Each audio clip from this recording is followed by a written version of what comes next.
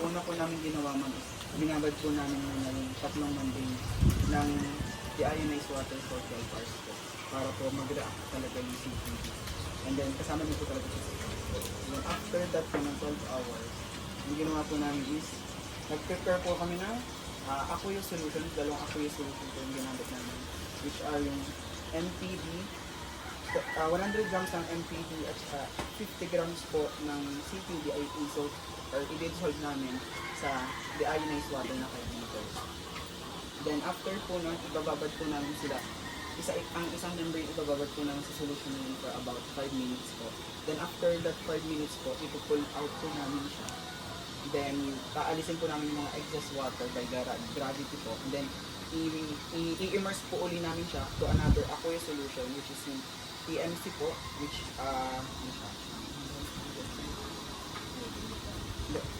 5 grams po ng TMC is dinesolve namin siya sa 5 liters po ng TMC.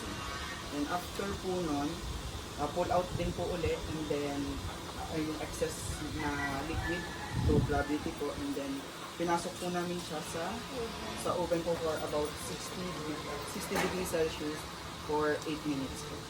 And then after po nun, cleaning po namin siya ulit by deionized water. Then ang result niya po is ganito po long exposure po sa CPD ng bagan. Pero paano yung waiting? Bale, ilalagay ko ng Sa yung Casing? yung casing na. So ito, ang purpose nito is para lang sa beating. Opo, okay. Tapos ang variation niya sa beating ay ano? 1 to 3 bit. Gaano katagal per bit? 5 minutes 5 po. minutes. 5 minutes. For MPD. Sarap siya naman. 2 minutes. 2 minutes po sa TMC. Anong MPD? Buuin Yung M10 and diamond. Yung solution. With CQD. Tapos after po ng i-oven. para maano ulitin po ulit yung CQD. process. 5 minutes ito. 1, 2, 3. Ari na i-variation o hindi? Ang ibig niya, nag-vary kayo ng isang bit, ng dalawang, dalawa yung CQD. Kasama ka nga sa Ito 5 minutes each. Ha? M10 and diamond of MPD ay ilang minutes? 5 minutes po. Sa TMC po ay 2 minutes. Tapos tinatest niya. Sige nga, okay. Pinag-test po namin siya. So, meron po kami SEM at images and ED or yung energy distribution X-ray. So, lumabas po sa result na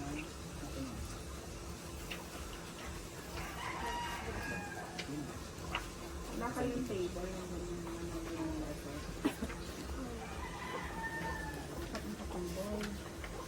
Para ano yung kami-kami. Sige, anong lumabas mo sa surface morphology? So, sir, Bali sa surface morphology po makikita po na yung sa uncoated po ay wala pong presence ng coating po. Then sa 1D po makikita po na may mga patches po ng kaunti. Sa 3D po makikita po na masyado pong rough yung surface since para pong namuumuo po yung mga chemical. Then sa 2D po ay meron pa rin po siyang patches doon medyo uniform po yung lumipas. Then sa EDX po makikita po niya po yung presence po ng CQD. If makita po natin sa second dip po ay nagkaroon po ng nitrogen na element ng composition. And may na-add din po na mga heavy metals na elements. Alin ang pinaka-okay? Yung 1, 2, or 3 bits? yung Yung 1 1 bit.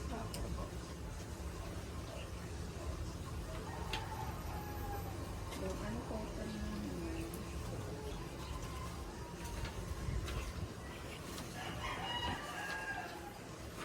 Kapag ito ang gold.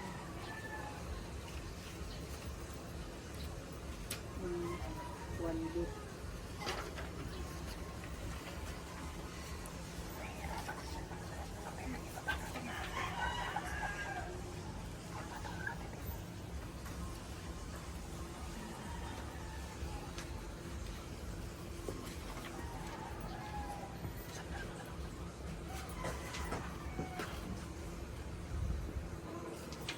maintenance yung coating uniformity? Nag-base lang po kami sa EDX na image po. Doon po sa may... Sa SEM. Hindi dapat itong coating uniformity at surface morphology ay isa rin. Kasi itong coating uniformity, sa discussion ito ng surface Ito po, morphology. para po may space po kayo magsulat. Sige. Thank you.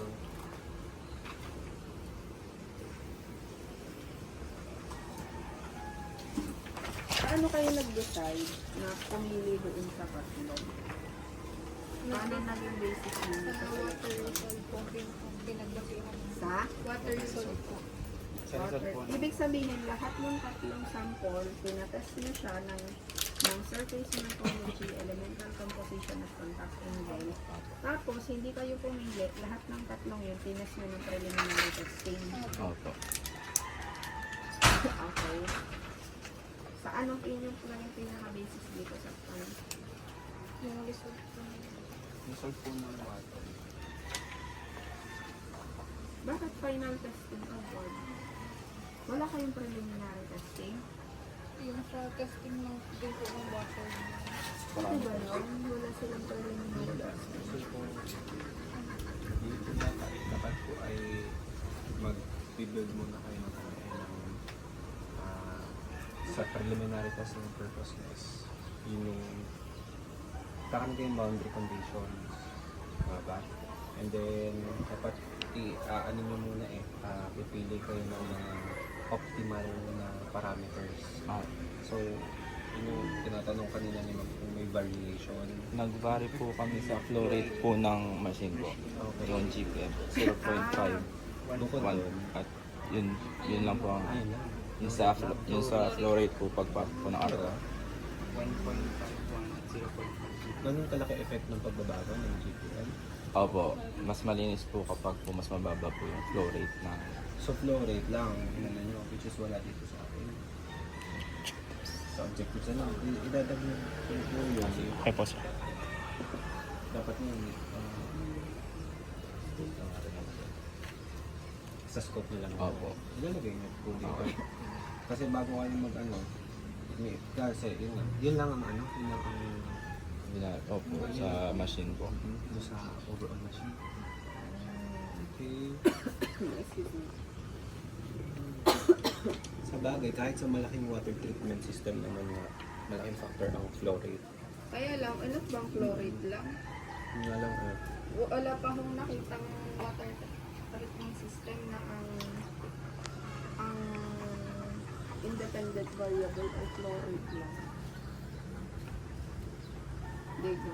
Ano ba yung factor na pwede pang mga operational parameters? Flow rate lang ba ang nakakasya? Yung osmotic pressure po kasi ay nag-vary po siya dun sa dependent Nag-measure siya. Opo, dependent po siya sa flow rate po. Dependent variable siya. Pero ano ba yung independent variable na pwede na vary para malaman natin? Kasi sabi niya, flow rate, malaki. Sabi niya, operational parameters. Nakaka-effect din sa magiging result. Ngayon, kung halimbawa, yan, saan nyo ba yan yan ba ay may beneficiary? Oo, opo. Saan? Dito din po sa compound po. Oo, ay kung halimbawa, ano yan, basta na lang nila yan sasalta ko dyan, di ba? capacity.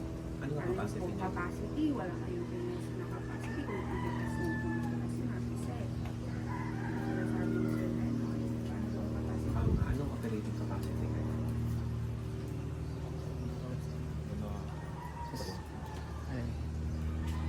Spec capacity.